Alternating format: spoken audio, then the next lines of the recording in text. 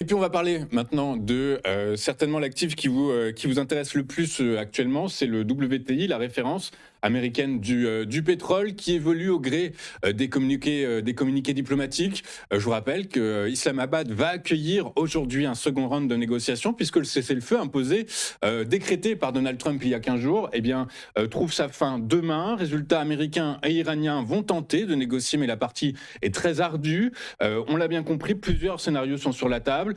Résultat, qu'est-ce qu'on fait? Est-ce que, voilà, Goldman Sachs nous expliquait que potentiellement, si le conflit s'éternise, eh bien, on pourrait aller chercher un baril à 120 dollars. Qu'est-ce que vous en pensez, Ludovic? Quant au WTI, alors lui, il ne se détend pas aussi vite que les indices montent. Donc là, on sent le piège. Alors évidemment, il ne se détend pas aussi vite, puisque on est toujours, on va dire, dans le flou total concernant l'ouverture complète du détroit d'Ormuz. Ceci dit, on a vraiment l'impression qu'ils veulent tenir un tarif quand même. Alors, moi je vois surtout en hebdomadaire cette zone ici, les 76,57, voire les 80,76, qui était une grosse zone de vente, qui avait parfaitement réagi, a été reprise violemment, qui a servi de zone inversée, puisqu'elle est passée inversée, avec un pullback encore dessus la semaine dernière. Pour moi, 76,56, voire les 80,76 est déjà une grosse zone de support.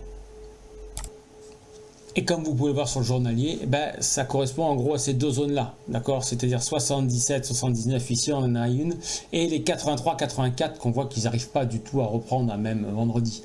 Donc c'est pas demain la veille que là le pétrole va se détendre un petit peu.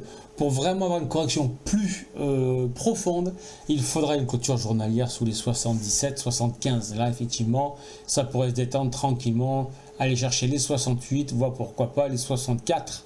Et qui sait-on jamais les 56. Mais bon, j'ai un peu de mal à y croire vu les différentes clôtures qu'on a en hebdomadaire. D'accord, voilà.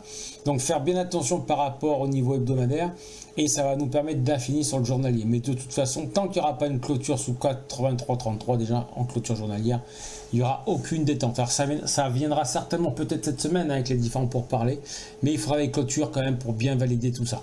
Voilà. Sinon, j'ai fait un peu le tour sur les trois différents actifs qui pourraient être intéressants. Surtout, regardez bien Gilead Sciences qui va pas tarder, je pense, sur les jours, ou peut-être un peu moins de quelques semaines, arriver sur un niveau de support intéressant à acheter. Allez, je vous souhaite une excellente fin de journée à toutes et tous.